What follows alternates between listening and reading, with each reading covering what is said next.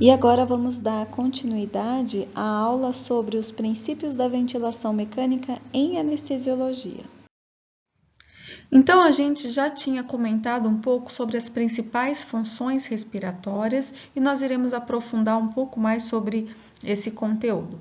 Então, as principais funções da respiração seria justamente a manutenção da pressão de CO2, da pressão de oxigênio e do pH. E a pressão de CO2 no sangue arterial, ela tem uma variação normal de 35 a 45 milímetros de mercúrio. Então, essa é a pressão, a variação normal da pressão de CO2. E quando nós nos referimos à pressão de CO2, há diferentes termos para que a gente possa falar sobre essa pressão.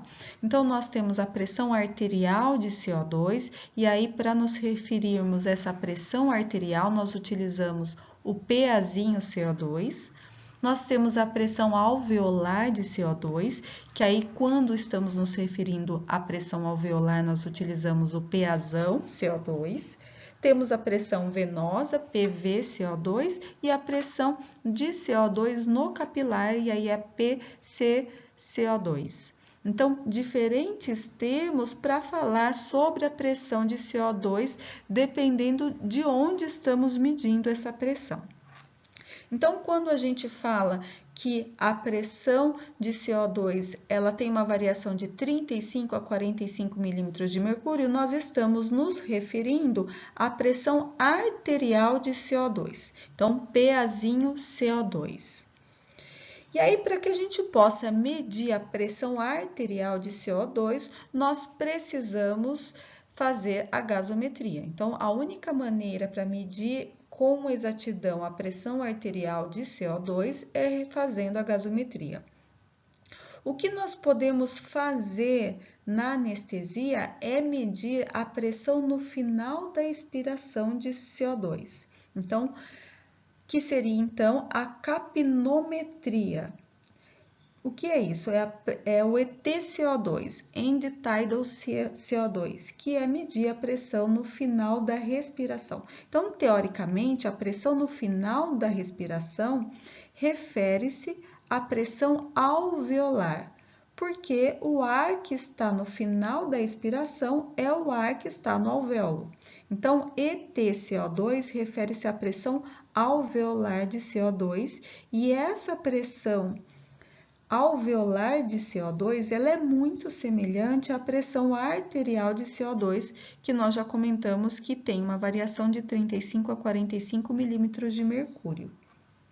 Então, os dois têm uma referência muito próxima, mas não exata. Então, a pressão arterial de CO2 e a pressão alveolar de CO2, elas são muito próximas, mas não é exata, não é a mesma pressão na artéria e no alvéolo. Então, o ar que está passando no alvéolo, ele se difunde entre alvéolo e sangue e vai se tornar o sangue arterial. Então, por isso que não é exato, né? Não é a mesma pressão na artéria e no alvéolo. Então, essa diferença entre a pressão alveolar e a pressão arterial, esse gradiente, ele pode ser de 3 a 5 milímetros de mercúrio de diferença. Então, essa é a diferença que a gente consegue observar entre a pressão alveolar e a pressão arterial. Então, a EtCO2 ela é até 5 milímetros de mercúrio maior que a pressão arterial. Então, quando a gente fala que a pressão alveolar, a EtCO2, está em 50 milímetros de mercúrio, então a gente mede lá e vê que está 50 milímetros de mercúrio. Então, não é tanto problema, não é um problema muito grande, porque a arterial geralmente está um pouco mais baixa, e a gente sabe que a arterial tem que estar entre 35 a 45 milímetros de mercúrio. Então, se você medir a alveolar estiver 50, muito provavelmente a arterial está muito próximo disso, chegando ali na variação de 35 a 45 milímetros de mercúrio. Então, a pressão arterial de CO2, ela deve estar entre 35 e 45 milímetros de mercúrio. O normal é que ela esteja em 40 milímetros de mercúrio. Mas a gente aceita essa faixa de intervalo porque o principal objetivo do organismo é manter a homeostase. E para que o organismo mantenha a homeostase, ele precisa manter o pH em 7,4. Então, essa variação na pressão de CO2 seria um recurso que o organismo tem para conseguir manter o pH em 7,4. Então, vamos pensar num paciente que o pH começa a cair. Então, ele vai liberar as catecolaminas para estimular a respiração e assim ele consegue eliminar mais CO2 e, consequentemente, consegue corrigir o pH. Por isso que a gente aceita uma faixa de intervalo de 35 a 45 milímetros de mercúrio para a pressão arterial. É um recurso que o organismo tem para que ele consiga manter a homeostase. E nós temos ainda a pressão de oxigênio. A pressão de oxigênio, a gente aceita uma variação de 80 a 100 milímetros de mercúrio normalmente. Então, pacientes normais, eles apresentam a pressão de oxigênio entre 80 a 100 milímetros de mercúrio. E a pressão arterial de oxigênio e a pressão venosa de oxigênio, ela é muito diferente, né? Ao contrário do que a gente vê na pressão de CO2, né, que a arterial e a venosa, elas são muito próximas, na pressão de oxigênio, a gente vê uma variação muito grande, e essa variação, ela é óbvia, né? Então, a pressão arterial de oxigênio é a pressão de oxigênio que a gente está mandando para o corpo. Então, ela é de 80 a 100 milímetros de mercúrio. E a pressão venosa de oxigênio é a pressão que está retornando para os pulmões. Então, ela tem uma variação de 20 a 40 milímetros de mercúrio. Então, há uma diferença entre a pressão arterial e a pressão venosa com relação ao oxigênio. E a pressão arterial de oxigênio, nós também iremos medir através da gasometria. Então, nós vamos medir a pressão arterial de oxigênio pela gasometria, mas nós não temos a possibilidade de realizar sempre a gasometria. Então, para nós anestesistas, o que a gente consegue medir é a saturação arterial de oxigênio, e isso é calculado a partir da pressão de oxigênio. Então, se nós temos um paciente que tem uma pressão arterial de oxigênio de 100 milímetros de mercúrio, muito provavelmente esse paciente tem uma saturação arterial de oxigênio de 100%, o que quer dizer que 100% das hemoglobinas desse paciente estão saturadas por oxigênio. É claro que a gente encontra uma diferença entre a pressão arterial e a saturação arterial de oxigênio dependendo do pH. Mas nós iremos falar mais a seguir. Mas se aquele paciente ele tem um pH normal, se ele está em condições normais, a pressão arterial de oxigênio e a saturação arterial de oxigênio vão estar a 100%, muito próximo a 100%. E aí nós podemos, o que nós medimos no nosso oxímetro é a saturação parcial de oxigênio e não a saturação arterial de oxigênio. Porque quando nós medimos no oxímetro, nós medimos perifericamente. Então, não é a pressão, não é a saturação arterial, é a saturação parcial. Mas nós sabemos também que a relação entre a saturação parcial e a saturação arterial ela é muito próxima.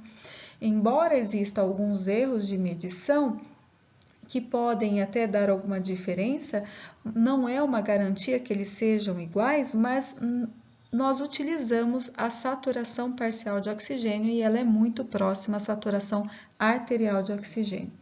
Então, para a nossa avaliação, a gente precisa da pressão arterial, que é medida em milímetros de mercúrio, e o nosso aparelho, na nossa rotina, ele faz a medição da saturação parcial, que é dada em porcentagem de hemoglobina saturada.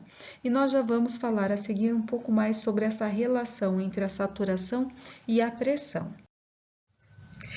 E o hidrogênio, né, que a gente mede a partir do pH, e o que a gente espera, que a gente considera como normal, é que o pH esteja entre 7,35 e 7,45. O ideal, o pH normal, é considerado 7,4, mas a gente aceita essa variação de 7,35 a 7,45. Alguns animais que têm um metabolismo um pouco mais acelerado, como por exemplo os carnívoros essenciais, o gato, eles têm o pH um pouco mais ácido. O pH do gato normal é considerado 7,38, segundo a literatura. Então, a literatura nos traz que o pH do sangue do gato é um pouco mais ácido. Só que essa alteração no pH do gato, ela pode ser relacionada também com a dificuldade da coleta do sangue arterial, né? Aquela coleta do sangue arterial, o animal ele não está anestesiado para fazer a avaliação do pH. Então, coletar o sangue arterial de um gato não anestesiado não é uma coisa muito fácil. Então, será que esses animais eles estão mais estressados e essa variação é decorrente do estresse? Ou será que esse pH mais baixo é realmente fisiológico do gato? Ou nós não conseguimos fazer a avaliação sem estressá-lo? Enfim, tem esse ponto que a gente precisa levar em consideração, mas de fato é que a literatura indica que o pH do gato é um pouco mais ácido, então 7,38 o pH do gato, mas o pH dos cães a gente considera como normal 7,4. E o pH 7,4, ele é considerado um pH neutro? Não, né? O pH neutro é um pH 7. 7,4, ele é um pH um pouco mais alcalino. E por que o sangue tem um pH um pouco mais alcalino? Justamente porque ele não é um líquido só. O sangue, ele tem as hemácias, então ele tem as células vermelhas, ele tem as células brancas, e por isso o pH do sangue é um pouco mais alcalino, então há um aumento aí de 0,4 no pH do sangue e a gente considera esse pH normal. Então, nós já entendemos quais são as principais funções respiratórias e nós já verificamos que há uma variação na pressão dos principais fatores que estão ali relacionados com a função respiratória. Agora, nós vamos verificar como ocorre essa respiração. Então, quando a gente respira um ar ambiente, esse ar ambiente, ele tem uma pressão de oxigênio de aproximadamente 150 milímetros de mercúrio. Só que um pouco dessa pressão que vem do oxigênio, né, do ar ambiente, ela se perde no espaço morto anatômico. Então, a gente tem uma pressão de 150, por volta de 150 milímetros de mercúrio chegando, e é perdido ali aproximadamente 50 milímetros de mercúrio no espaço morto, ali na traqueia, né, conforme comentamos anteriormente, e aí entra no pulmão, nos alvéolos pulmonares, uma pressão de 100 milímetros de mercúrio. E aí nós não respiramos, nós não inspiramos CO2, né? Então, a pressão de CO2 do ar que entra para o alvéolo é muito baixa. Então, é por volta de 0,3 milímetros de mercúrio. Mas, esse ar entra e ele se dilui com o ar residual alveolar. E esse ar residual alveolar, esse sim é rico em CO2. Então, o ar residual alveolar, ele vai se misturar com o ar que vem do ambiente, e aí nós vamos ter uma pressão de CO2 no alvéolo pulmonar de 40 milímetros de mercúrio. Então, a pressão arterial alveolar de CO2 é de 40 milímetros de mercúrio. E aí o sangue venoso, ele está voltando para o pulmão, mostrando aqui em azul seria o sangue venoso, com uma pressão venosa de oxigênio de 40 milímetros de mercúrio e uma pressão venosa de CO2 de 46 milímetros de mercúrio. Então, é isso que acontece. E aí, esse sangue venoso ele vai voltar para o alvéolo, vai fazer as trocas gasosas e ele vai ser novamente distribuído para o organismo através da pressão arterial.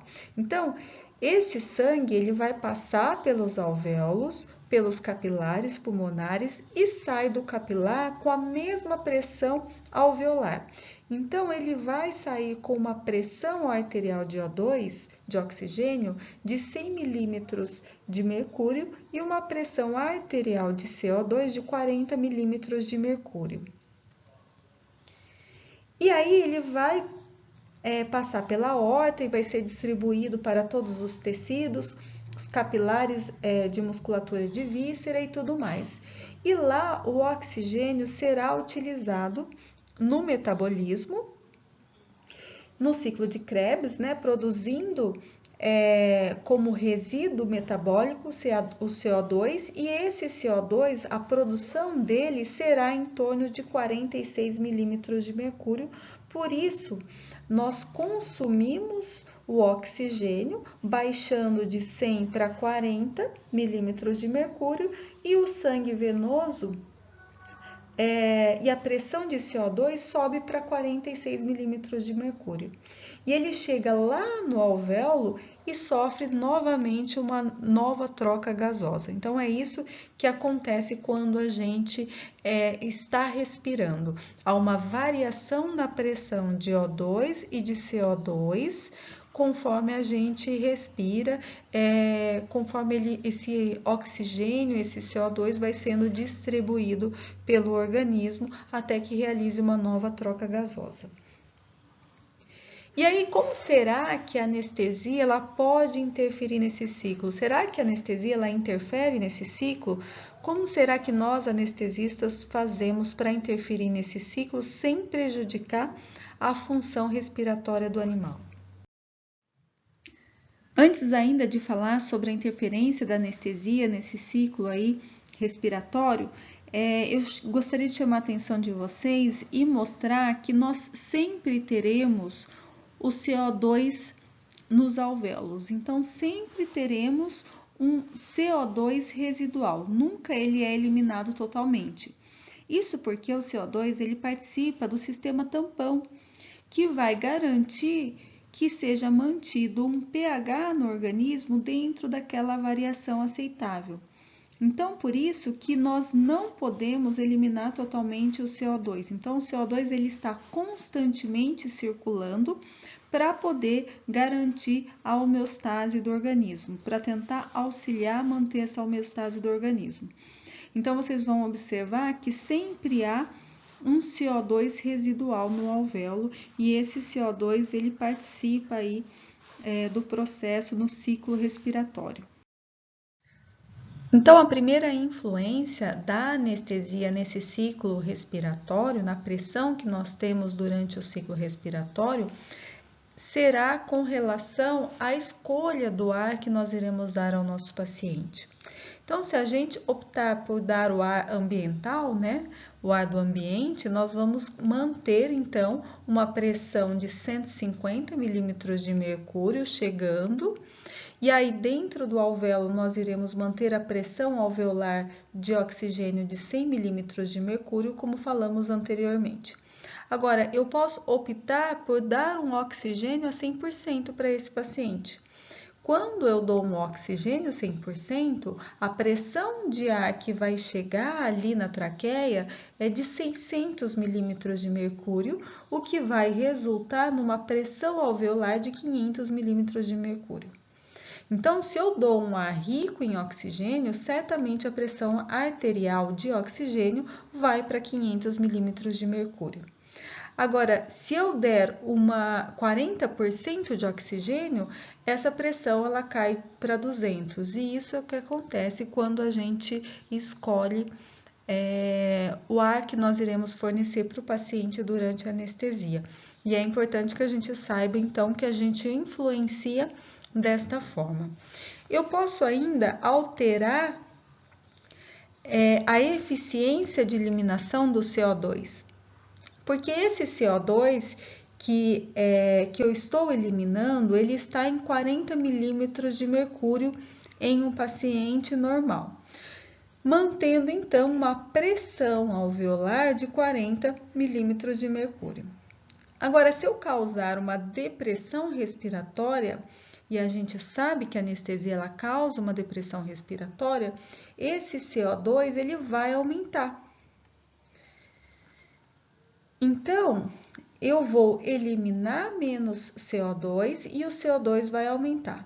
Agora, se eu hiperventilar esse paciente, por exemplo, pacientes que apresentam dor, pacientes que estão num plano anestésico mais superficial, ou ainda quando eu mesmo ventilo mecanicamente esse paciente e acabo dando muito mais do que realmente ele precisa, eu vou eliminar o CO2 e aí vai baixar o CO2 alveolar e, consequentemente, esse CO2 arterial também vai ficar mais baixo. Então, a segunda forma que nós influenciamos na pressão presente ali no ciclo respiratório é dessa forma. Então, a gente influencia tanto dando oxigênio quanto alterando a eficiência de eliminação do CO2. Então, qual seria uma outra influência da anestesia nesse processo? Nós temos ainda a influência no metabolismo celular. Então, a gente pode reduzir o metabolismo celular e com o metabolismo celular menor, há uma menor produção de CO2. Então, teoricamente, a anestesia deveria fazer isso, né? Então, a anestesia ela deveria reduzir o metabolismo celular. E se eu anestesio com isoflurano, eu reduzo o metabolismo celular. Se eu anestesio com propofol, eu reduzo ainda mais o metabolismo celular. Então, o sangue venoso que está retornando para os alvéolos, ele vai chegar com uma pressão de CO2 mais baixo. Então, fica mais fácil de ocorrer as trocas gasosas e eu preciso ventilar menos esse animal. Então, no final das contas, como que a gente anestesia esse paciente? Como que a gente ventila o paciente? A gente ventila o paciente controlando a pressão alveolar de CO2. Então, a pressão alveolar de CO2, ela se refere à pressão no final da expiração de CO2. Então, é a pressão que está retornando ali para os alvéolos. E a gente mede essa pressão no final da expiração através do capnógrafo. Então, o capnógrafo ele vai nos ajudar a manter a pressão de CO2 entre 35 a 45 milímetros de mercúrio, que nós vimos que é a variação ali aceitável para a pressão de CO2. E até um pouco mais não tem problema. Se a gente verificar uma pressão de CO2 de 50 milímetros de mercúrio, não tem problema. É uma variação aceitável, porque nós verificamos que a pressão venosa de CO2 ela é um pouco maior do que a pressão arterial de CO2. Então, se a gente verificar que o EtCO2 está em 50, não tem tanto problema, porque a gente sabe que a pressão arterial de CO2 é um pouco menor. Além disso, a gente sabe ainda que na anestesia há uma depressão respiratória que causa um pouquinho de acidose e faz com que a pressão de CO2 esteja um pouquinho mais alta. Então, se a gente considerar uma pressão de até 55 milímetros de mercúrio, se a gente verificar o EtCO2 e tiver 55 milímetros de mercúrio, é uma variaçãozinha também aceitável. Tem um pouco de acidose, mas ainda é uma alteração aceitável. Então, a gente precisa entender tudo isso e entender quais são as influências, quais são os principais fatores que estão influenciando quando nós damos uma anestesia para esse paciente. Então, nós vimos que em um paciente normal, com um ciclo respiratório normal, ele vai ter um sangue venoso, que aqui está representado em azul, com uma pressão venosa de oxigênio de 40 e uma pressão venosa de CO2 de 46 milímetros de mercúrio. E aí, eles vão entrar em contato com o ar que foi inspirado e no alvéolo pulmonar vai fazer as trocas gasosas e aí nós vamos ter uma pressão arterial de oxigênio saindo para o corpo de 100 milímetros de mercúrio e uma pressão arterial de CO2 saindo para o corpo também de 40 milímetros de mercúrio.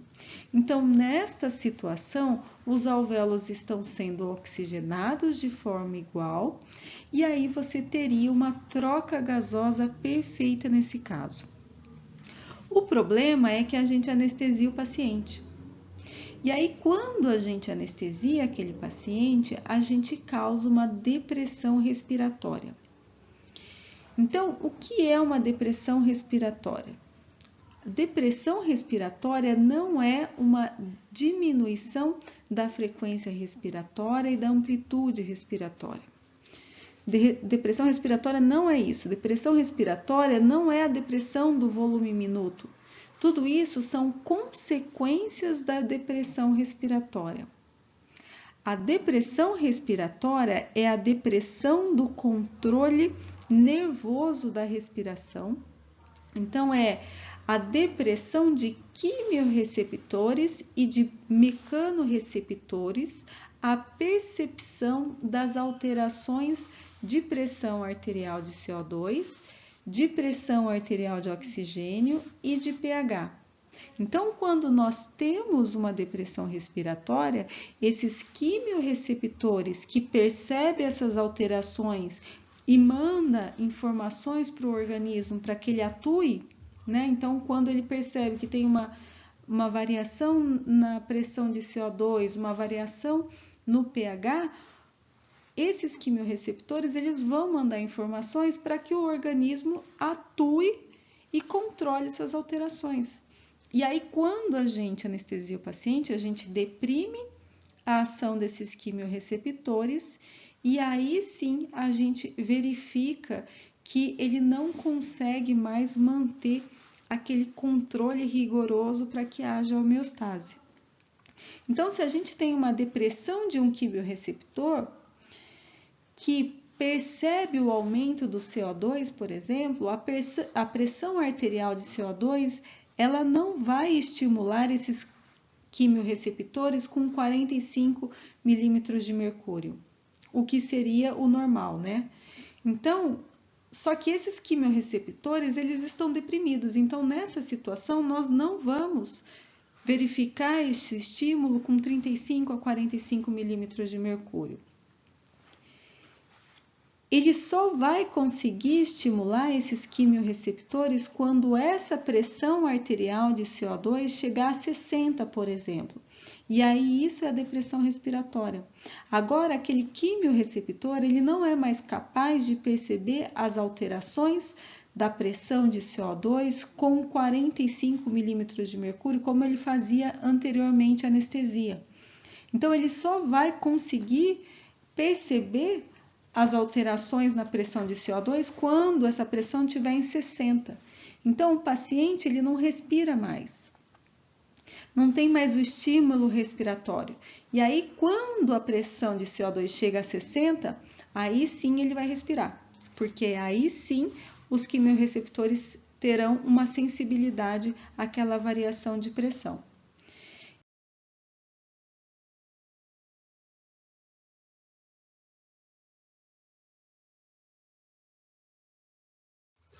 Então, nesta situação, foi quebrada a homeostase com aquela anestesia. E o que é o estresse? O estresse é justamente a quebra dessa homeostase. E a adaptação ao estresse é encontrar uma outra homeostase. Então, ele não vai respirar para manter a pressão de CO2 em 60 milímetros por mercúrio. Nesta situação, com a adaptação, aquele paciente ele vai começar a respirar para manter a pressão de CO2 a 60 milímetros por mercúrio. Então, ele está desregulado e a percepção desses quimiorreceptores vai ocorrer de forma diferente. Então, conforme vai passando o tempo da anestesia, você pode aumentar essa depressão respiratória, como também você pode diminuir a depressão respiratória. E quem promove a depressão respiratória foi justamente aquele anestésico. Então, se a gente aumentar a concentração plasmática e cerebral desse anestésico, com o passar da anestesia, ele vai aumentar a depressão e daí o EtCO2, que estava em 60, vai para 70.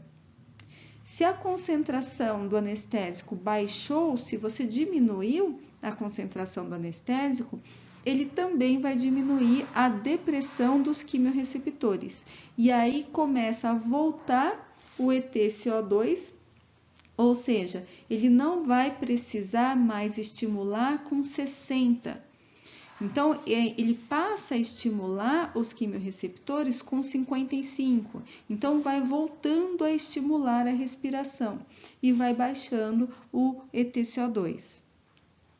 É o que acontece nas anestesias. Normalmente, as maiores concentrações plasmáticas que nós temos dos anestésicos são na indução. Então, onde tem mais depressão respiratória é na indução. Depois, o que a gente costuma fazer é ir diminuindo a concentração plasmática e aí o paciente ele vai desfazendo aquela depressão respiratória. Então, a gente começa uma anestesia com o EtCO2 em 60 e termina a anestesia com o EtCO2 de 45 milímetros de mercúrio, porque você foi com o tempo regulando o anestésico e corrigindo a depressão respiratória.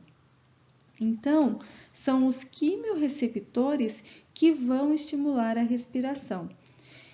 E aí, o que a gente faz na ventilação mecânica?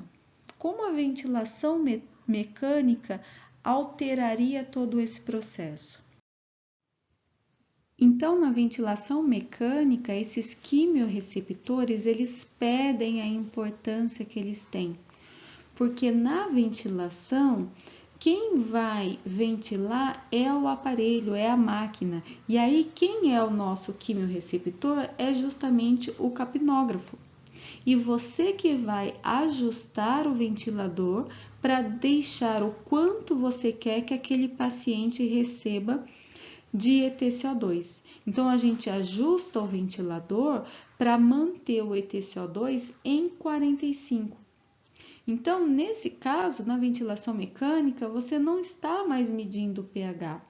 E o único parâmetro que você tem é a pressão alveolar do CO2. Então, você sabe que se você manter o EtCO2 em 45 milímetros de mercúrio, muito provavelmente aquele paciente ele vai estar com um pH dentro da variação considerada aceitável. Então, você não tem uma variação importante do pH se você mantém em 45, então é isso que a gente faz. A gente mantém em 45 porque a gente sabe que a gente não está alterando muito a homeostase daquele paciente, daquele organismo, e ele não vai ter prejuízo se a gente manter dessa forma. Então, agora, a nossa principal avaliação deixa de ser o pH e a nossa principal avaliação passa a ser o EtCO2, porque é a avaliação mais fácil da gente fazer. Então, a gente não vai precisar fazer gasometria para verificar a pressão alveolar do CO2. A gente não vai precisar gastar dinheiro para poder fazer análise de uma determinada amostra, então nós vamos fazer a avaliação através do EtCO2. A gente sabe que é uma pequena variação, mas é uma possibilidade para que a gente consiga monitorar a pressão de CO2 desse paciente. Então, a gente usa o capnômetro, né? Porque o capnômetro passa a ser o principal parâmetro que dá para a gente a medida. O capnógrafo dá para a gente a linha do traçado, né? Então, o capnômetro dá o valor. E o nosso valor passa a ser, então, 45 milímetros de mercúrio. Porque, teoricamente, a gente verificou que quando a gente anestesia o paciente, a gente resulta numa depressão respiratória. Então, esses quimiorreceptores, eles não vão mais ser estimulados com 45. Se eu manter esse ETCO2, por exemplo, mais alto do que 45, 50, 60, aí os quimiorreceptores vão ser estimulados mesmo no paciente anestesiado, e aí a ventilação mecânica vai ser alterada pelo estímulo dos quimiorreceptores. Então, aquele paciente ele vai ficar brigando para respirar com o ventilador. Então, por isso a gente mantém 45, porque 45 a gente sabe que é um valor dentro da variação aceitável de pressão de CO2, e porque em 45, muito provavelmente, aquele paciente anestesiado, ele tem uma depressão e uma diminuição da sensibilidade desses quimiorreceptores, então o paciente não vai tentar respirar, não vai brigar com a ventilação mecânica.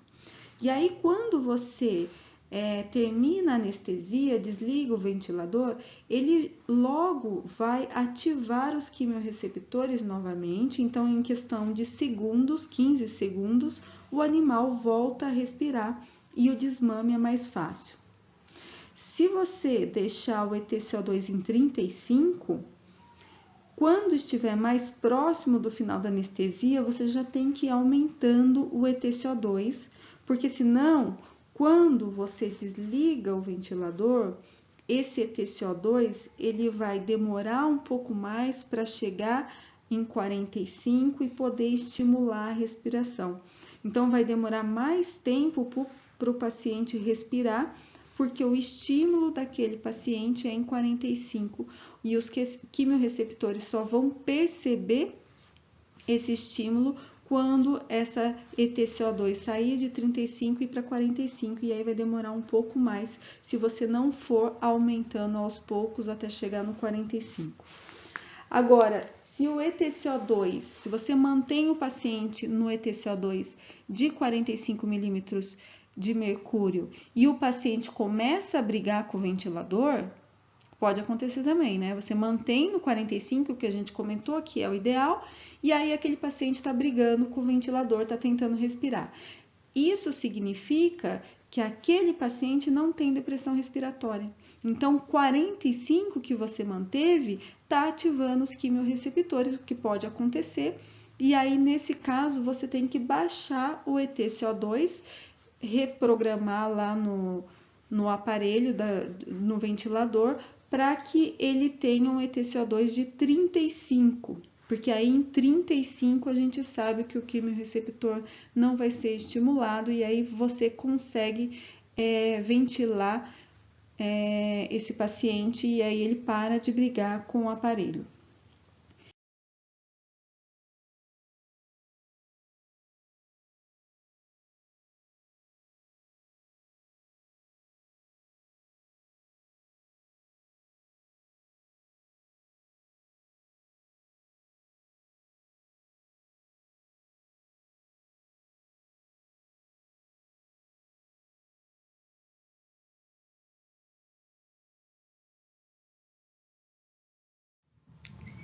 Então, quando você programa o aparelho, o ventilador, para diminuir o ETCO2 para 35, ele vai passar a aumentar a frequência de ventilação, né? Então, eu posso aumentar o volume ou a pressão, né, do ventilador, dependendo do ventilador que você está usando, e aí você vai ventilar melhor aquele paciente, aumenta o volume minuto, que aí o ETCO2 cai, e aí o paciente para de brigar. Então, é normalmente assim que a gente faz. Então, é importante que a gente lembre que um paciente, durante uma anestesia, ele está passando por vários estímulos respiratórios. Então, ele tem a depressão respiratória causada pelo anestésico. Muitas vezes, se ele está sentindo dor, ele também leva a um estímulo respiratório. Então, aquele paciente ele passa a ter uma taquipneia por conta da dor. Pode ser que ele altere, brigue com o ventilador nessas condições. Pode ser que o plano anestésico dele também resulte em estímulos respiratórios. Então, se ele está um plano anestésico muito profundo, ele vai ter uma depressão respiratória muito grande. Se ele está num plano muito superficial, pode ser que ele também tenha uma taquipneia, brigue com o ventilador. E até as alterações específicas de cada paciente, né? Então, tem uns que têm uma sensibilidade aos quimiorreceptores um pouco diferente, por isso aquela variação que a gente considera como normal, e até mesmo o pH, que também resulta, né, na sensibilidade aos quimiorreceptores. Então, diversos estímulos estão atuando naquele paciente. E quando você tem um paciente que você precisa baixar para 35 EtCO2 para manter, para conseguir ventilar aquele paciente, é justamente porque algum desses estímulos podem estar atuando. E aí você precisa verificar também se aquele paciente, por exemplo, não está com dor, ou se aquele paciente não está muito superficial, ou se aquele paciente não tem uma alteração de pH.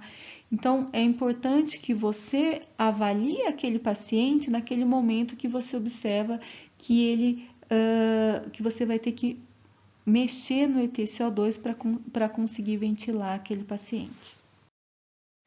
Então, eu vou dar um exemplo que acontece com muita frequência na medicina veterinária, que é a cadela compiometra. Então, a gente atende com muita frequência e o tratamento de escolha é a ovaristerectomia. Então, ela tem que passar por um procedimento cirúrgico e nós iremos anestesiar essa cadela. Só que é muito comum uma cadela compiometra que tenha um pH mais ácido. Então, aliás, extremamente ácido, o pH de uma cadela compiometra é 7,2. E ele está ácido justamente porque está fazendo uma acidose metabólica que pode ser láctea, por exemplo. Então, o animal produzindo muito lactato e esse lactato fez com que o pH caísse. E o que acontece com a respiração de um paciente quando o pH cai? Então, o paciente que tem uma acidose metabólica, ele tem uma taquipneia, e essa taquipneia está tentando compensar essa acidose metabólica. Então, a taquipneia vai resultar em uma alcalose respiratória. Então, o animal ele ventila demais e essa taquipneia é justamente para tentar eliminar o CO2. E aí o anestesista vai pegar esse animal, ele tá vendo que o animal tá com uma taquipneia e ele vai anestesiar o animal. Só que aquele anestesista, ele aprendeu que ele tem que manter o EtCO2 do paciente em 45 milímetros de mercúrio. E aí ele vai ajustar o ventilador dele para manter em 45 milímetros de mercúrio, que é dentro da faixa normal que ele aprendeu. Só que esse paciente, ele vai ter uma depressão respiratória, então ele não vai mais conseguir compensar essa acidose metabólica com a alcalose respiratória. E aí as alterações de pH vão se acentuar. E aí o pH vai cair para 7,1, porque a gente manteve o EtCO2 em 45 e aquele paciente ele estava hiperventilando, então ele estava com o EtCO2 em 20 para tentar compensar aquela acidose metabólica. E aí, quando a gente anestesia o paciente e ele tem uma depressão respiratória, os quimiorreceptores dele não estão mais atuando naquela situação. Então, ele não vai conseguir hiperventilar e aí o pH provavelmente vai cair mais, vai cair para 7,1 e aquele animal vem a óbito. Então, quando a gente tem um animal com compiometra, a gente precisa sim ventilar aquele paciente. mas a gente vai ventilar aquele paciente também hiperventilando. Então, você não vai manter o EtCO2 dele em 35, em 45, que seria o normal para um paciente normal. Você vai manter o EtCO2 em 20, em 30 milímetros de mercúrio, que é o ideal para aquele paciente, para que haja uma compensação respiratória mediante ali aquela acidose metabólica. Então, se você não fizer dessa forma, se você não manter o EtCO2 em 20, em 30, você vai quebrar a compensação respiratória que ele estava fazendo antes da anestesia, que ele estava hiperventilando. Ele estava fazendo a compensação respiratória, ele estava tentando manter a homeostase. E aí você quebra a homeostase quando você mantém o EtCO2 em 45. O próprio pH 7.2 pode estimular a respiração desse paciente. Então, às vezes, você mantém o paciente com EtCO2 de 45 e aí você vê que o paciente começa a brigar com o aparelho, com o ventilador, porque é o pH que está mandando aquele estímulo para a respiração para tentar corrigir essa acidose. Então, a gente precisa ajustar o EtCO2 nessas condições, mantenha o EtCO2 entre 20 e 30 milímetros de mercúrio, e aí a gente aumenta então a frequência e a amplitude respiratória e causa a alcalose respiratória para tentar compensar essas condições. Então a gente não exagera muito na amplitude, mas a gente mantém a frequência em 25 movimentos por minuto. E a compensação da acidose, quando o paciente tem uma acidose metabólica, a compensação respiratória é imediata. Então, você vê que o paciente ele chega já hiperventilando. E aí, às vezes, a gente quer manter todos os parâmetros que a gente considera como normal, mas a gente está fazendo errado. Porque para aquele paciente, aquele 45, aquele EtCO2 de 45 não é normal. Não é o ideal para atender as alterações fisiológicas que aquele paciente está tendo. Então, quando você tem um animal com piometra e ele está hiperventilando, ou você compensa hiperventilando também durante a anestesia, ou você faz o bicarbonato de sódio para reverter a acidose metabólica e controlar o pH antes da anestesia.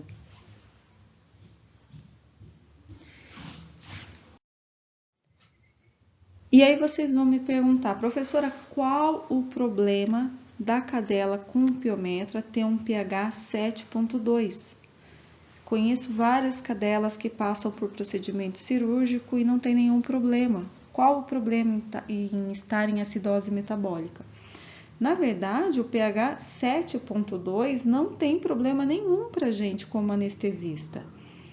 Na verdade, o paciente que tem um pH 7.2, ele vai liberar catecolaminas, as catecolaminas vão fazer taquipneia, aumentar o metabolismo, fazer vasoconstrição, aumentar a frequência cardíaca, aumentar a força de contração, volume sistólico, débito cardíaco e faz com que a pressão suba.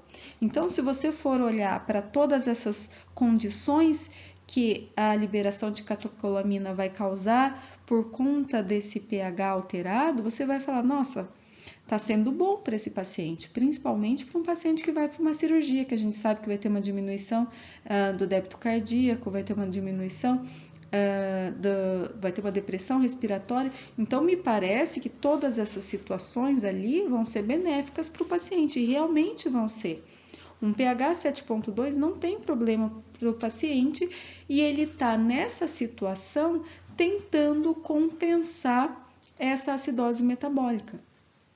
Então, aquele organismo está mostrando para a gente que aquele paciente ele tem um problema e ele está tentando corrigir de alguma forma. Só que o problema é que quando a gente anestesia o paciente e a gente coloca ele na ventilação e mantém o EtCO2 em 40, em 45, a gente faz com que haja mais CO2, que sobre mais CO2, porque a gente está mandando muito mais CO2 do que ele precisa. ele estava hiperventilando, aquele paciente estava hiperventilando antes da cirurgia, justamente para compensar essa situação. Se a gente mantém o EtCO2 em 45, vocês lembram dessa fórmula que eu falei no início da aula? Você vai ter mais CO2, o CO2 se liga mais com a água, forma o ácido carbônico.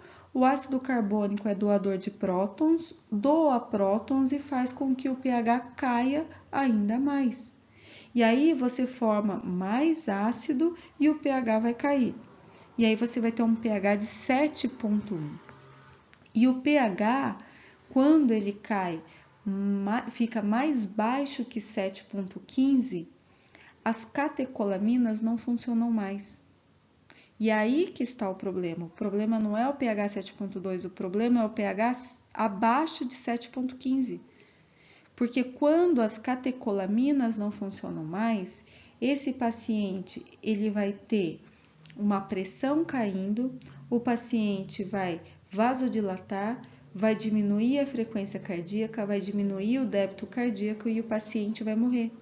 E aí não tem nenhum fármaco que você faça que vai conseguir ter o efeito esperado nesse paciente. Então aí não adianta você dar um vasopressor, não adianta você dar um inotrópico, que eles não irão funcionar para esse paciente. Ou você ajusta o pH com bicarbonato antes da anestesia ou durante a anestesia, ou você hiperventila esse paciente durante a anestesia. Porque senão você vai ter toda essa situação. E essa situação ela é muito comum, né? Você vê um paciente com piometra, você começa a cirurgia, começa a anestesia, ele está indo super bem, e aí quando falta pouco tempo para terminar a cirurgia, a pressão do animal cai para 30 e você não consegue mais controlar a situação e o paciente vem a óbito. E isso acontece porque o pH baixou de 7,15 e as catecolaminas pararam de funcionar. Se você tivesse ajustado a ventilação, não tinha ocorrido. Então, paciente com acidose, choque, sepse, paciente crítico, ele ventila mais para tentar baixar o PCO2. E aí você tem que fazer nessa situação, quando você tem um paciente crítico, um paciente que tem possibilidades de estar em acidose metabólica, você precisa fazer a avaliação clínica daquele paciente antes da cirurgia. Porque aí você, se você não tiver a possibilidade, né, de fazer a gasometria, o ideal seria fazer a gasometria, mas nem sempre a gente consegue, a gente faz a avaliação clínica. E aí, se aquele paciente está com taquipneia, se ele tem piometra, há grandes chances dele estar em acidose metabólica, e aí nós deixamos o EtCO2 em 25, se não puder fazer a gasometria. Então, o que é a depressão respiratória? Na depressão respiratória, nós temos a depressão dos quimiorreceptores, a pressão arterial de CO2 sobe de 45, a pressão arterial de oxigênio baixa de 80 e o pH baixa de 7,35. Então, são sinais de depressão respiratória. A pressão arterial de CO2 aumentando de 45, o que a gente observa na anestesia? A gente observa o EtCO2 acima de 45 milímetros de mercúrio. Então, a gente mede no capnômetro para verificar a pressão, o EtCO2, e aí vai estar acima de 45 milímetros de mercúrio. A pressão arterial abaixo de 80, como a gente consegue monitorar isso na anestesia? Nós vamos ter, então, uma saturação baixando de 95%, o que representa para a gente que a pressão arterial de oxigênio está abaixo de 80. E o pH abaixo de 7,35, não tem jeito, né, de monitorar na anestesia, tem que fazer a gasometria para saber. Então, nós temos alterações na frequência e na amplitude respiratória que quer dizer que o volume minuto está diminuindo quando nós temos essa depressão respiratória. Então, nós temos alguns critérios que vão sugerir para a gente que aquele paciente ele vai precisar de ventilação mecânica, senão ele vai ter um problema maior se não ventilarmos. Então, quais são esses critérios? O primeiro deles é a hipóxia. Se o paciente está em hipóxia, você precisa colocar ele em ventilação mecânica obrigatoriamente.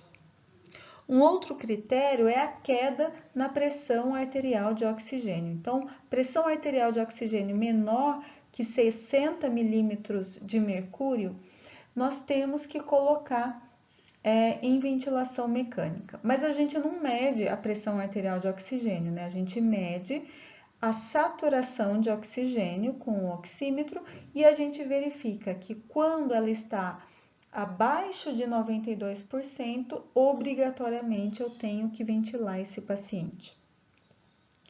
E nós podemos ainda verificar uma relação chamada de PAF, que é a pressão arterial a partir da fração inspirada de oxigênio.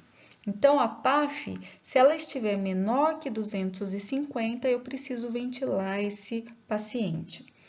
E como que a gente calcula a PAF? Eu vou explicar aqui como calcula a PAF, mas são coisas muito específicas, eu não vou cobrar isso de vocês, eu só quero que vocês saibam que tem alguns critérios que vão sugerir para a gente que se a gente não colocar aquele paciente numa ventilação mecânica, a gente provavelmente vai ter um problema com esse paciente durante a anestesia.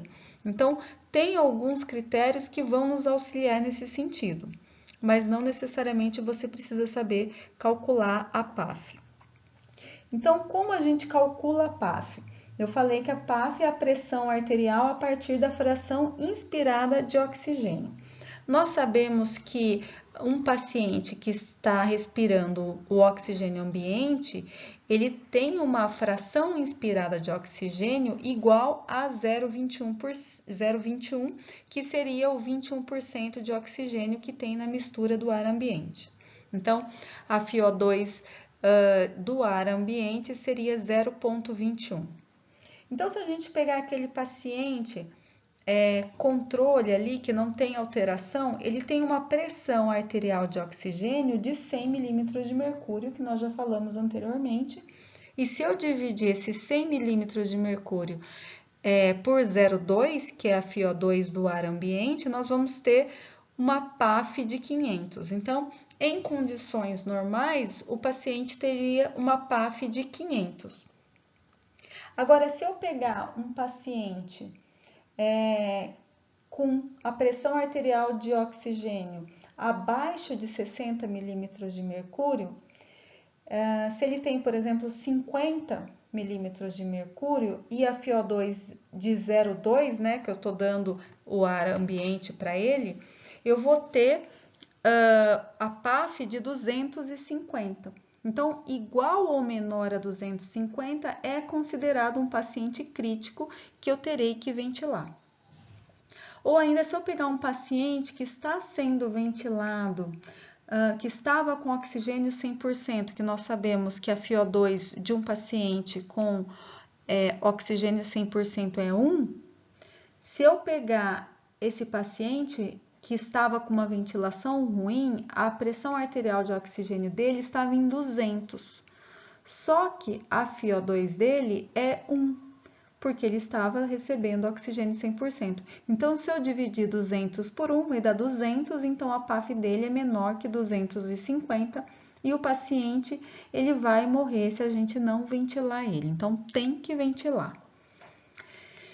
Então, o que eu posso fazer para tentar reduzir todos esse problema que eu vou ter com esse paciente, ou tentar prever um problema que eu vou ter com o paciente, é verificar a saturação de oxigênio dele antes da anestesia. Então, eu vou pegar aquele paciente antes mesmo de fazer a medicação pré-anestésica, antes de oxigenar, antes de fazer a indução, eu vou verificar a saturação de oxigênio dele antes da anestesia. E se eu tiver um paciente que tem uma saturação de oxigênio abaixo de 98, muito provavelmente você vai obrigatoriamente ter que ventilar esse paciente. E aí pode ser ventilando com ar ambiente, pode ser ventilando com oxigênio 100%, mas você tem que ventilar esse paciente. E se durante uma anestesia você está lá ventilando aquele paciente com ar ambiente e a saturação do paciente, a saturação de oxigênio daquele paciente começa a cair, aí você tem que enriquecer o oxigênio. Então, não é uma regra, mas é uma tendência. Para eu tratar uma hipóxia, eu vou enriquecer com oxigênio. Para eu tratar a hipercapnia, eu preciso melhorar a ventilação. Então, de maneira geral, é isso. Para tratar uma hipóxia, eu enriqueço com oxigênio. Para eu tratar uma hipercapnia, eu preciso melhorar a ventilação daquele paciente. Então, é importante que vocês tenham conhecimento disso. Alguns critérios que vão mostrar para a gente, vão sugerir que aquele paciente ele vai ter algum problema se eu colocar ele numa anestesia sem ventilação. E também é importante que a gente saiba que quando há hipóxia, a gente precisa enriquecer com oxigênio e quando nós temos uma hipercapnia, eu preciso melhorar a ventilação daquele paciente. E aí a gente vai ter mais dois critérios. O primeiro deles é a hipercapnia. Então, pressão arterial de CO2 acima de 60 milímetros de mercúrio. Nessa situação, pressão arterial de CO2 acima de 60 milímetros de mercúrio, é obrigatório a gente ventilar o paciente. Só que a pressão arterial de CO2, ela não reflete perfeitamente a EtCO2, né? A EtCO2 é sempre um pouquinho mais alta. Então, como critério, nós teríamos a EtCO2 acima de 70 milímetros de mercúrio. Então, com EtCO2 acima de 70 milímetros de mercúrio, é obrigatório colocar o paciente em ventilação.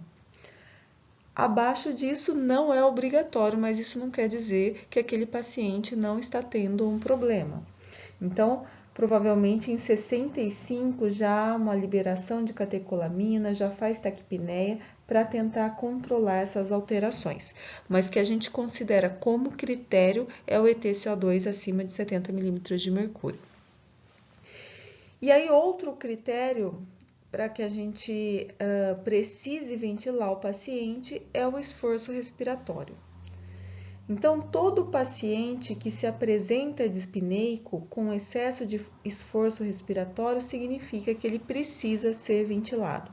Então, é o paciente que chega com hérnia diafragmática, é o paciente com pneumonia que vai precisar entrar em uma cirurgia, é o paciente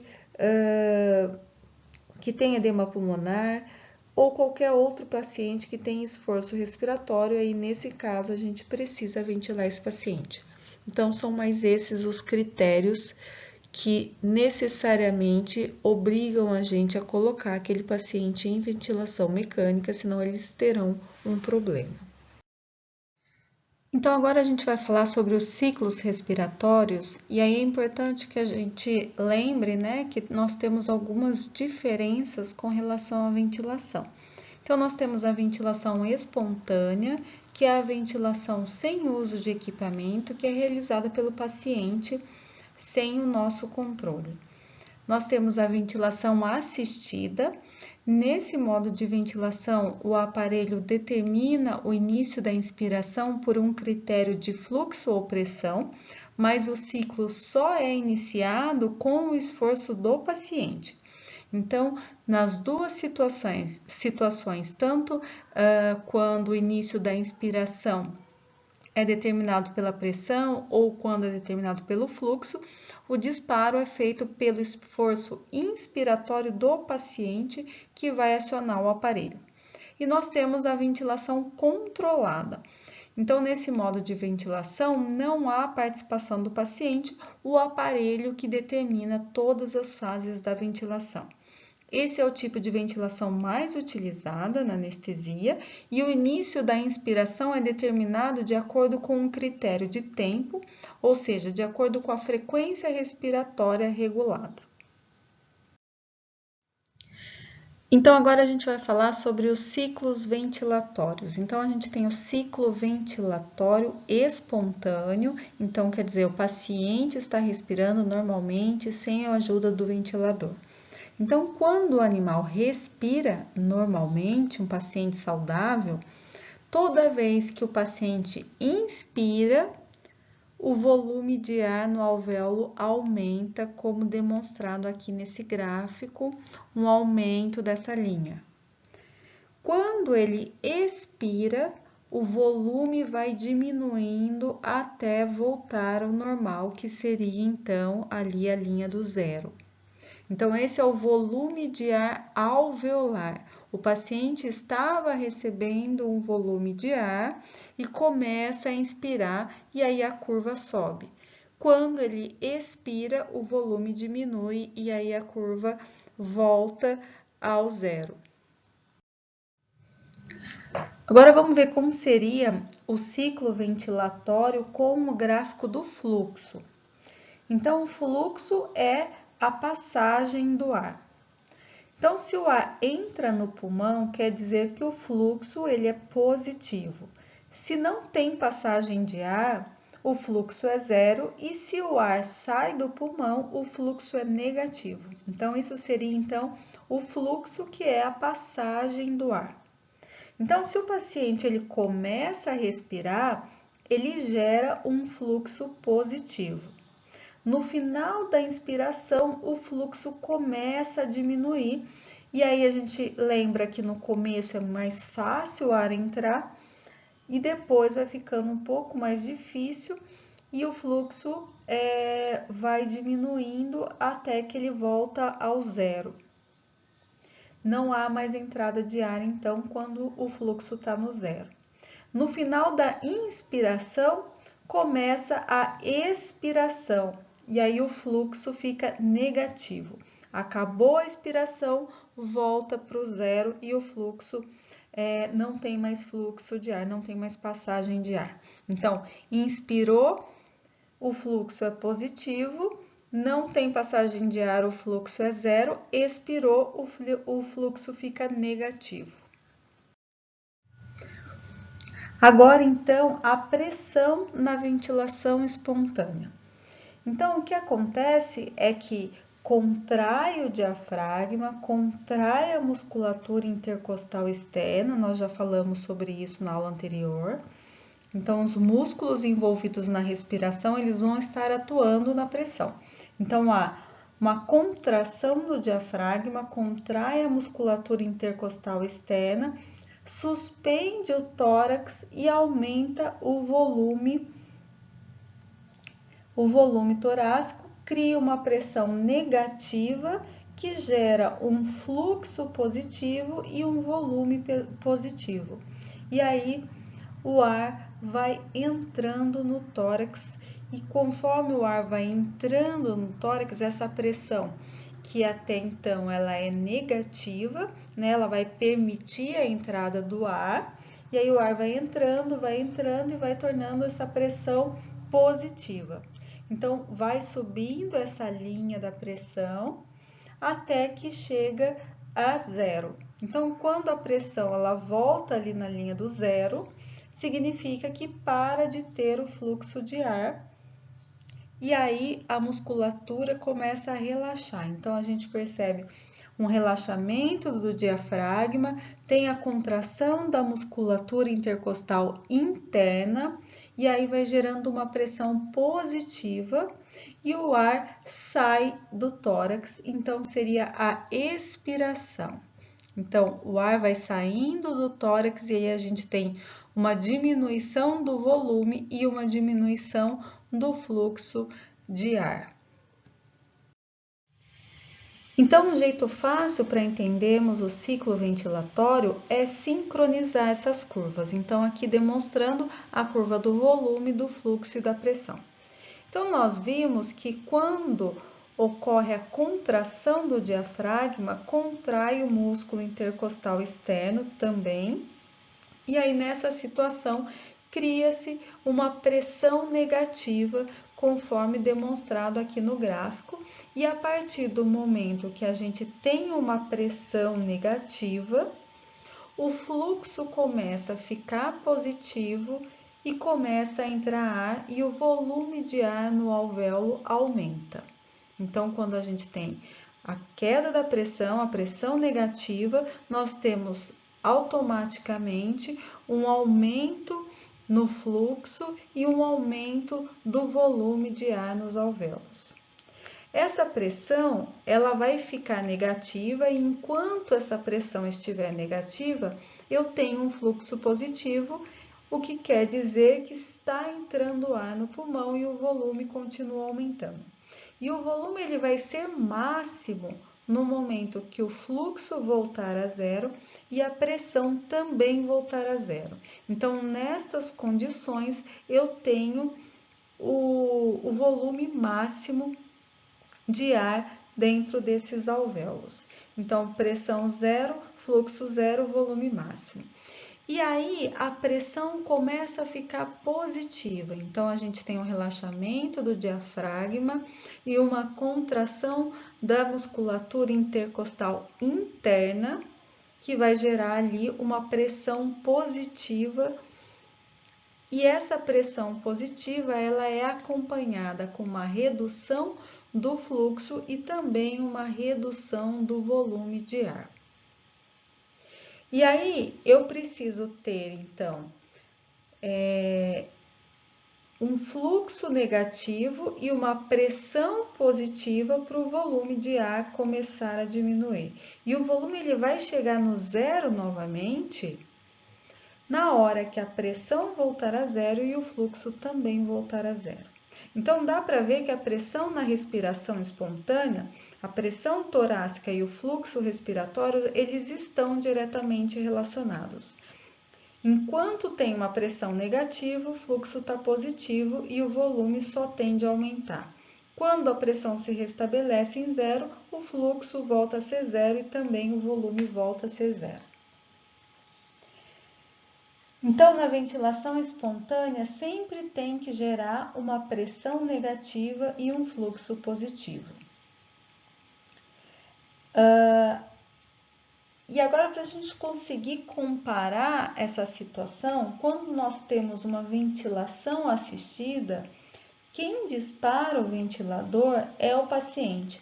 Então, toda vez que o paciente respira, ele vai disparar o ventilador e aí você pode ajustar o ventilador para disparar quando for criada uma pressão negativa ou ainda quando o fluxo estiver positivo.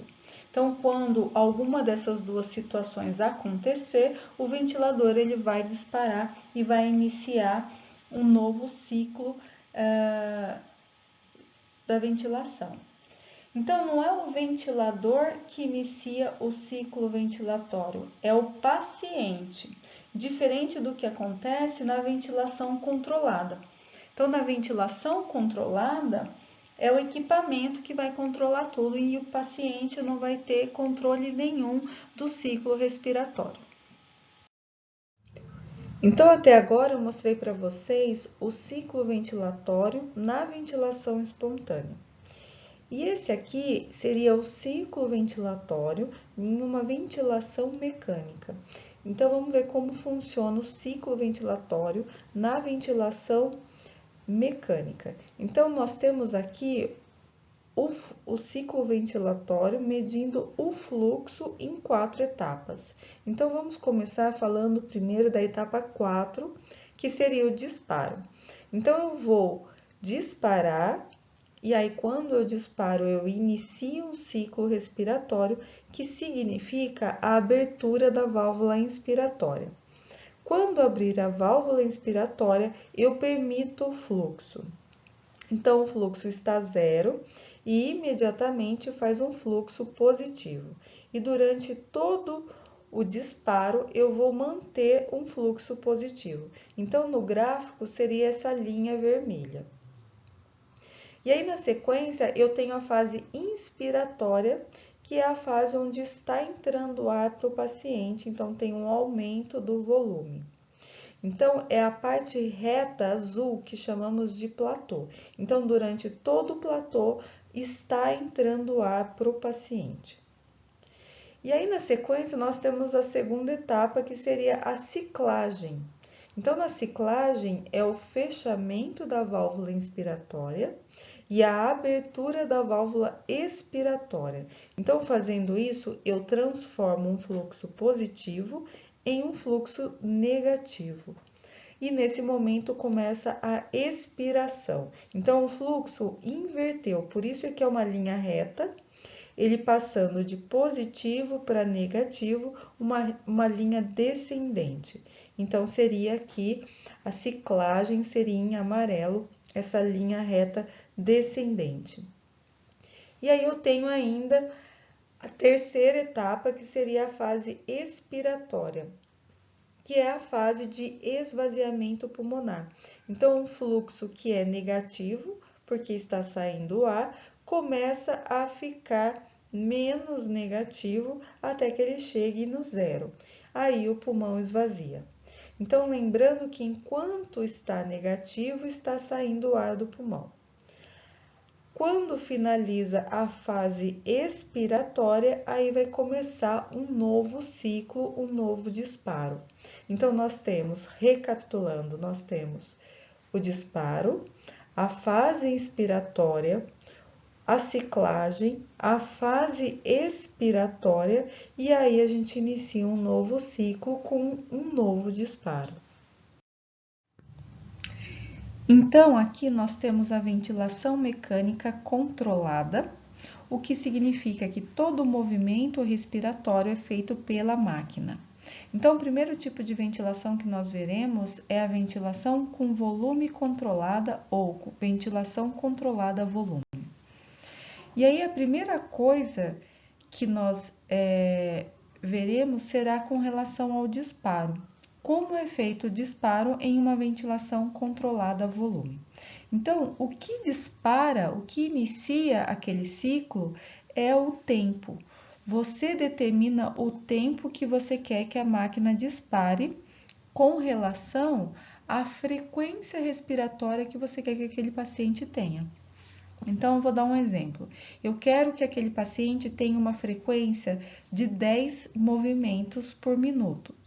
Se eu dividir 10 movimentos em 60 segundos, que é um minuto, eu terei 6 segundos. Então, a cada 6 segundos, eu vou ter um movimento. Então, aí a máquina vai disparar um movimento a cada 6 segundos. Então, vamos supor que aquela anestesia ela inicia às 8 horas da manhã. Então, a máquina ela vai disparar um movimento às 8 e 6 segundos, vai disparar outro movimento às 8 e 12 segundos, vai disparar outro movimento às 8 e 18 segundos e assim sucessivamente até terminar a anestesia ou até eu alterar o tempo. Eu posso alterar também. Não quero mais 10 movimentos por minuto, quero 15 movimentos por minuto.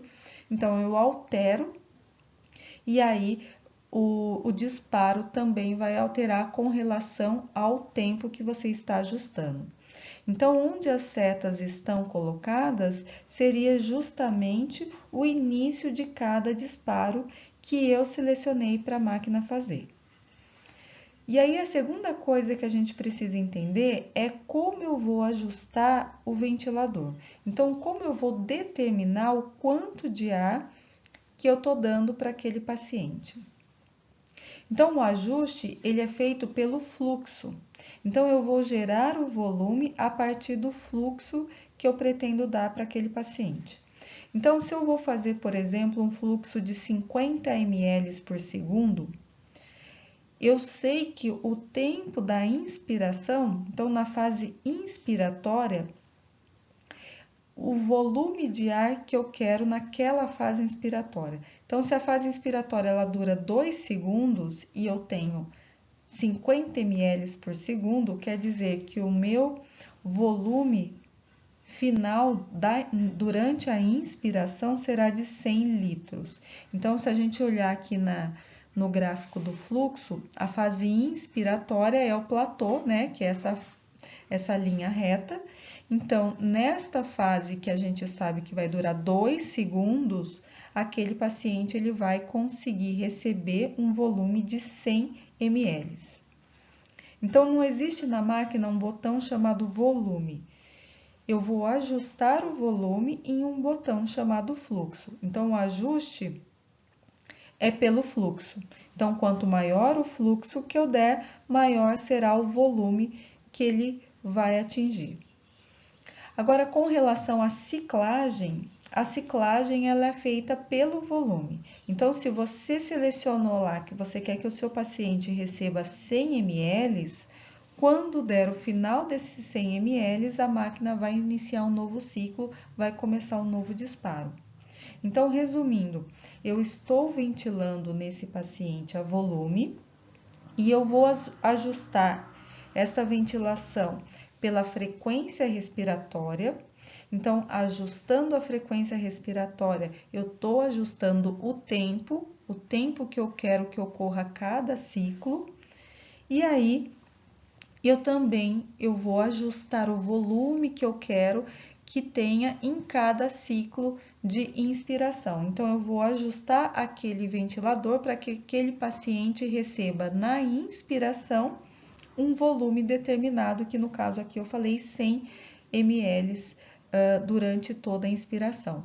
Então, terminou 100 ml, vai iniciar um novo ciclo. Então, é dessa forma que a gente consegue fazer o ajuste dos ciclos ventilatórios. Então, o exemplo é o ventilador da faculdade lá da PUC. Então, ela é do tipo Foley que ventila a volume. Então, eu quero que o Foley suba até 100 ml, eu pego o Foley e ajusto ele para 100 ml. Então, eu estou limitando o volume de 100 ml. Ele nunca vai conseguir fazer um volume maior do que aquele que eu estipulei, que é 100 ml. Então, eu limito o volume que aquele paciente vai receber e eu posso alterar isso também durante a anestesia. E aí, com relação à pressão, a gente percebe que a pressão ela está baixa e ela vai aumentando de maneira proporcional ao aumento do volume de ar. Então, vai aumentando o volume, vai aumentando a pressão e aí ela tem um pico no aumento máximo ali do volume e aí depois ela começa a baixar, baixar, baixar até ela chegar em zero novamente, começar um novo ciclo. Então, a pressão ela acompanha o volume tendo o pico máximo ali de pressão quando você atinge o volume máximo de ar inspirado por esse paciente.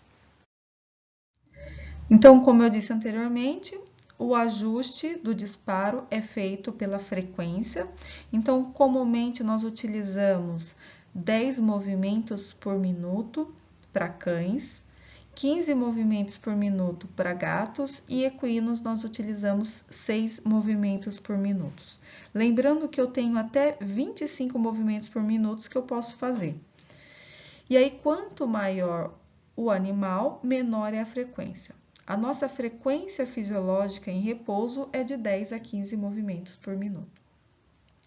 E a ciclagem, que é o volume, né? Então, a gente ajustou para que cada ciclo ocorra em um determinado volume. Então, nós vamos ciclar entre um volume de 6 a 15 ml por quilo. Então, nós iniciamos com uma média de 10 ml por quilo. Então, coloquei uma frequência de 10 movimentos por minuto e um volume de 10 ml por quilo. E aí, eu vou observar o EtCO2 e vai ajustando durante o procedimento, baseado no EtCO2. Então, se o EtCO2 começa a subir muito, se eu tenho muito CO2, eu posso aumentar a frequência respiratória para eliminar esse EtCO2. Então, eu vou aumentar. Se estava 10, eu passo para 12, passo para 15, para tentar ajustar de acordo com o EtCO2 que aquele paciente está mostrando para a gente. E aí o fluxo nós devemos manter sempre uma relação de inspiração e expiração na proporção de 1:2. Quer dizer que eu estou fazendo uma frequência respiratória de 10 movimentos por minuto. Então, o ciclo ele vai durar 6 segundos, como nós falamos anteriormente. Então, se eu fizer uma relação de 1:2, 1 inspiração, 2 para expiração, isso significa que em 6 segundos eu estou inspirando 2 segundos e eu estou expirando 4 segundos para que eu consiga manter essa relação aí de 1:2. Então, é importante que a gente faça esses ajustes para que a gente consiga manter a ventilação com volume controlada dentro dos parâmetros recomendados.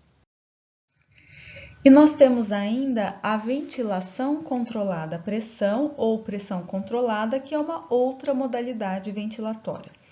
Então, nesta modalidade, o disparo também é controlado pelo tempo, assim como nós vimos na ventilação controlada a volume. Então, nós iremos ajustar, nesse caso, a pressão.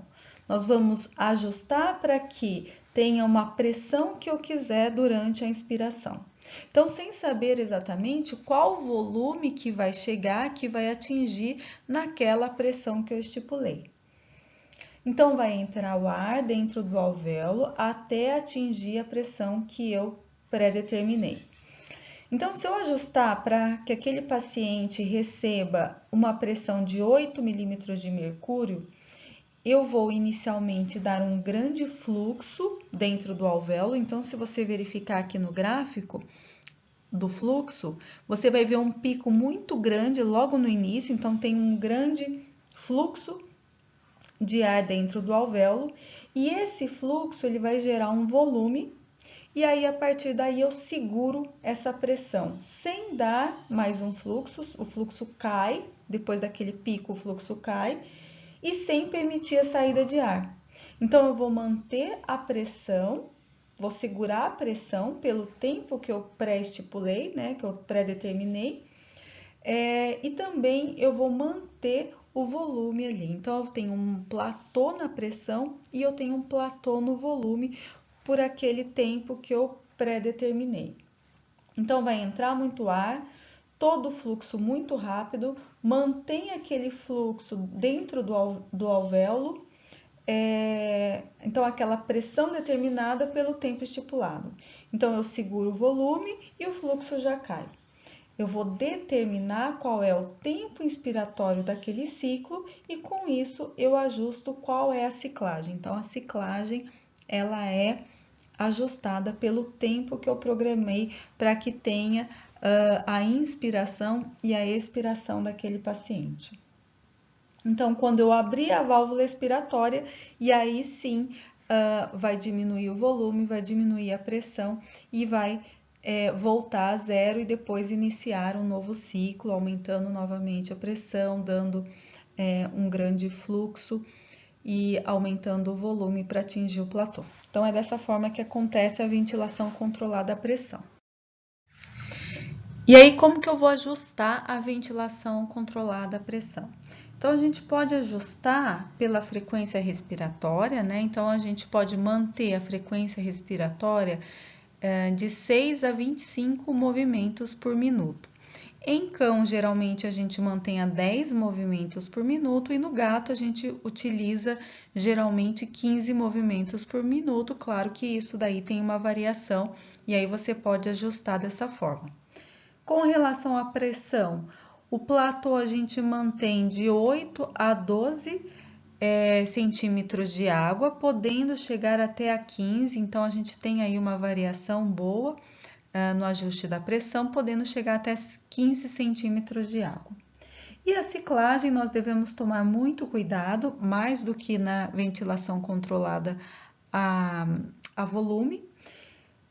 A gente precisa tomar muito cuidado para que o tempo inspiratório não passe de 3 segundos. Então, eu preciso manter a relação inspiração e expiração na razão de 1:2. E aí, para finalizar a aula de hoje, eu vou falar um pouco para vocês sobre a pressão positiva no final da expiração. Então, o que a gente entende sobre a pressão positiva no final da expiração? Nos primeiros estudos que utilizaram ventilação mecânica, eles perceberam duas coisas muito importantes. A primeira coisa foi com relação à atelectasia. Porque no final da expiração, o alvéolo ele fechava completamente, saía todo o ar do alvéolo, aí sem ar dentro do alvéolo, ele tendia a colabar. A gente já viu isso, a gente já comentou isso na anestesia inalatória. Se você mantém aquele paciente com anestesia 100%, de oxigênio, ou se você faz uma anestesia muito longa, você tem um aumento da tendência ali a ter o colabamento dos alvéolos. Então, eles perceberam nesses primeiros estudos que se não deixasse o alvéolo colabar, ele não fazia a atelectasia. E ainda se já houvesse alguma atelectasia dentro desse pulmão, também dava para tratar essa atelectasia, impedindo que o alvéolo fechasse completamente. Então, lembrando que a atelectasia é um colapso total ou parcial, né, do pulmão, que acontece quando os alvéolos grandes ou os alvéolos pequenos se esvaziam e aí tende ao colabamento. Então, qual que é a ideia da pressão positiva no final da expiração, do PIP? Quando o paciente ele está terminando a expiração, vem um fluxo de ar e mantém esses alvéolos cheios. Aí, no final da expiração, a pressão dentro do alvéolo nunca chega a zero, sempre tem um pouquinho de pressão ali. Então, a gente sempre mantém uma pressão positiva dentro dele e quem determina essa pressão somos nós. Nós iremos ajustar o aparelho. Por exemplo, né, que eu quero que fique em uma pressão positiva, eu posso deixar de 2 até 5, essa pressão positiva, 2 a 5 centímetros de água, e aí o alvéolo nunca vai colabar completamente. E é isso que a gente faz, essa é a ideia do PIP. Então, durante toda a anestesia, eu mantenho um pouquinho da pressão positiva no final da expiração, e isso impede que o alvéolo colabe completamente. A segunda coisa que eles perceberam nesses estudos relacionados com ventilação mecânica é que como ficava um ar dentro do alvéolo, na próxima ventilação, a pressão ela nunca fazia uma pressão muito forte, né? Ele não levava a um trauma. Ele batia no alvéolo, mas essa pressão era amortecida porque dentro do alvéolo tinha sempre um pouquinho de ar. Daí para frente se tornou obrigatório a PIP dentro da ventilação, pois nós conseguimos ventilar sem causar um trauma para esse paciente. Agora, o ventilador de Foley, né, que é o que a gente tem lá na faculdade, ele não tem essa função de PIP, por isso a gente a gente acredita que ele não seja tão bom, os ventiladores de Foley, eles não são tão bons porque a gente não consegue fazer esse ajuste do PIP e, consequentemente, a gente não consegue prevenir essa atelectasia. E aí, nas nossas aulas práticas, então, eu vou mostrar para vocês, a gente vai anestesiar 2 animais saudáveis e nós iremos ventilar esses 2 animais saudáveis com o equipamento que a gente tem lá na PUC, que é o ventilador a volume, né, com Foley, e nós iremos ventilar com um ventilador a pressão que eu tenho, e aí a gente vai comparar essas duas opções e verificar que dá para utilizar as duas opções, desde que você tenha conhecimento sobre quais são as vantagens e quais são as desvantagens de cada uma delas. Então, aqui para a gente finalizar, só demonstrando como a gente faz o monitoramento de um paciente que está na ventilação controlada à pressão. Então, aqui, o que eu posso ajustar nesse equipamento é a pressão, né, que eu quero que aquele paciente receba. Então, nesse caso aqui, eu ajustei para que ele receba 10 centímetros de água. Eu poderia optar de 8 a 12, lembra que eu falei que pode estender até para 15. Nesse caso, eu deixei em 10 centímetros de água. Eu posso ainda ajustar a frequência respiratória desse animal, eu estou deixando em 10 movimentos por minuto. E aí, na frequência respiratória, ao mesmo tempo, eu acabo ajustando o tempo desses ciclos, né? Então, se eu deixo 10 movimentos por minuto, dentro desses 10 movimentos em 1 minuto, eu vou ter ali o tempo inspiratório e o tempo expiratório, de acordo com a relação que eu deixei aqui de inspiração e expiração, mantendo aquela razão de 1 para 2. O ideal é manter 1 para 2, tomando cuidado para que a inspiração não dure mais que 3 segundos, como falamos anteriormente. Esse animal ele está recebendo a FiO2 100%, então ele está recebendo oxigênio 100%, então a FiO2 dele é alta. E ele está numa ventilação controlada a pressão, então a gente mantém aqui a assistida desligada, né? Então a assistida dele não está ligada e depois ele vai ligar para mostrar para vocês como faz essa mudança. E a PIP dele nós mantemos em 2 centímetros de água, né? Então lembra que eu falei que a gente pode deixar de 2 a 5. E aí, quando a gente mantém a PIP de 2, ele vai, no final da expiração, manter, então, um fluxo de 2 centímetros de água e evitando dessa forma que os alvéolos colabem, né? Ele fica sempre com um pouquinho de pressão ali no alvéolo, evitando o colabamento e evitando a telectasia. Então, vamos ver aqui, eu vou colocar para ver os ajustes que você pode fazer. Legal. Então, mostrando aqui, né, o controle da pressão, você estipulou que você quer 10 centímetros de água, então o platô dele ali, ele vai ter 10 centímetros de água.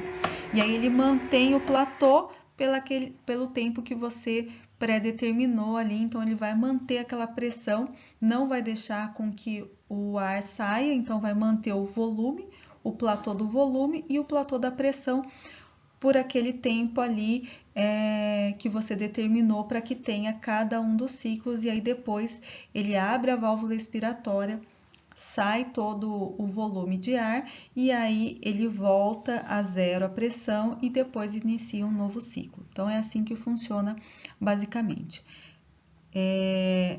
Eu vou falar um pouquinho mais sobre a ventilação, a pressão e a ventilação a volume. Na segunda-feira eu vou fazer um arquivo para vocês para falar um pouquinho mais para complementar a aula de hoje.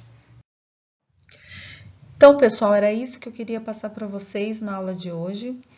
Nós iniciamos essa aula de ventilação mecânica questionando se a ventilação mecânica ela é um luxo ou ela é uma necessidade. E aí, baseado na aula, a gente consegue verificar que realmente é importante que a gente ventile esse paciente. Tem várias condições que são consideradas como obrigatórias para a gente ventilar o paciente. Então, a gente pode e a gente deve utilizar essa possibilidade a nosso favor. Então, a gente considerava a ventilação mecânica como um luxo quando a gente aceitava que a gente tinha 10% de mortalidade das cirurgias. A gente aceitava que a gente perdia muito mais paciente durante a anestesia. E aí a gente perdia o paciente, a gente já justificava, né? Então, é assim mesmo, não aguentou. Mas hoje a gente sabe que para o nível de anestesia que a gente está mantendo, para a qualidade dos procedimentos e dos fármacos que nós temos disponíveis atualmente, essa taxa de mortalidade é no máximo 0,02%, não mais que isso. Então, é uma taxa muito mais baixa porque a gente consegue fazer um controle muito mais refinado desse nosso paciente. E ainda mais que isso, A gente não quer só que o paciente viva, a gente quer que ele saia do procedimento cirúrgico, do procedimento anestésico, melhor do que ele entrou. Então, a gente não quer que ele saia com uma insuficiência renal, a gente não quer que ele saia com uma alteração cardiovascular, com convulsão, e por isso que a gente precisa entender todos esses fatores que a gente falou na aula de hoje, que a gente vem comentando na aula aditiva, da anestesia inalatória. Então, é importante que a gente entenda todos esses mecanismos e saiba utilizá-los ao nosso favor para que a gente possa melhorar a qualidade dos nossos procedimentos. Então, era isso que eu queria passar para vocês na aula de hoje. Na segunda-feira eu vou deixar disponível um arquivo lá no Canvas com algumas considerações práticas com relação à ventilação mecânica, também algumas coisas relacionadas da ventilação mecânica relacionada com a anestesia inalatória, contiva e a aplicação, um pouco mais da aplicação prática da ventilação mecânica e da ativa. Tá bom? Então, eu vou deixar esse arquivo disponível na segunda-feira, mais relacionado com a aplicação prática de todo esse conteúdo que vocês verificaram na aula de hoje. Eu agradeço a atenção de vocês e desejo uma boa semana.